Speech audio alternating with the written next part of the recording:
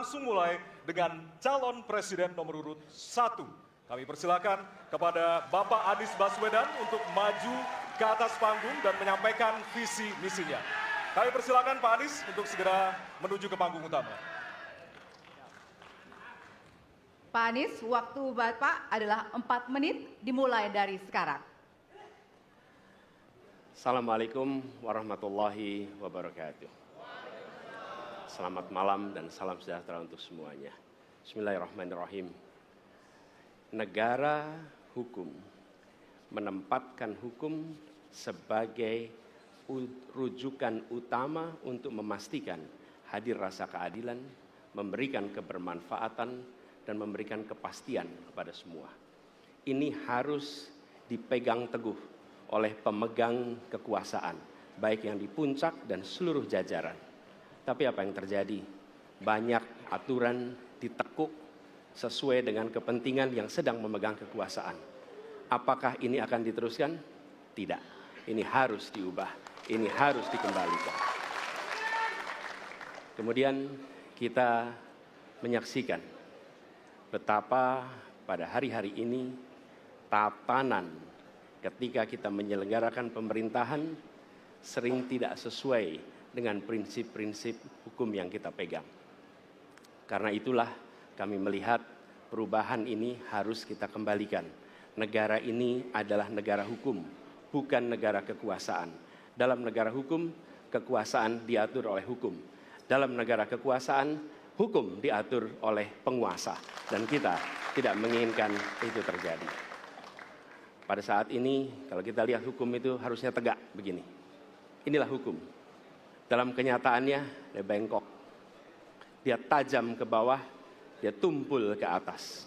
Dan kondisi ini tidak boleh didiamkan, tidak boleh dibiarkan, dan harus berubah. Karena itu kita mendorong perubahan. Mengembalikan hukum menjadi tegak kepada semuanya.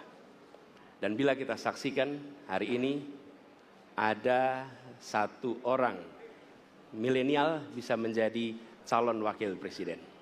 Tetapi ada ribuan milenial, generasi Z, yang peduli pada anak-anak bangsa, yang peduli pada mereka yang termarginalkan. Ketika mereka mengungkapkan pendapat, ketika mereka mengkritik pemerintah, justru mereka sering dihadapi dengan kekerasan, dihadapi dengan benturan, dan bahkan gas air mata. Apakah kondisi ini akan dibiarkan? Tidak, kita harus lakukan perubahan. Oleh karena itu, kami memperhatikan ini sebagai hal-hal yang mendasar.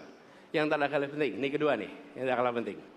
Kita menyaksikan pada saat ini, ada peristiwa seperti peristiwa Ibu Mega.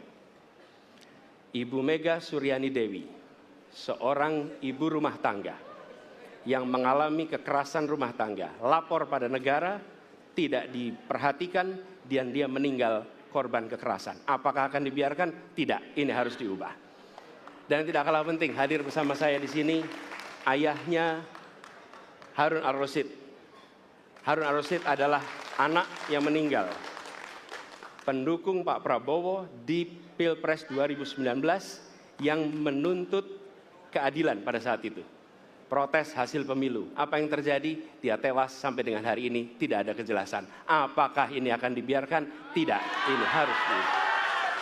Karena itu, kami mendedikasikan diri, hadir untuk memberikan komitmen bahwa dari puncak sampai ke bawah, kami akan tegakkan hukum pada siapa saja. Kami kembalikan marwah kehidupan bernegara yang menempatkan hukum sebagai tempat yang paling tinggi.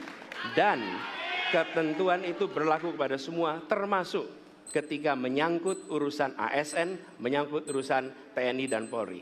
Terima kasih. Assalamualaikum warahmatullahi wabarakatuh. Terima kasih. Bapak Anies, kami persilakan kembali ke tempat.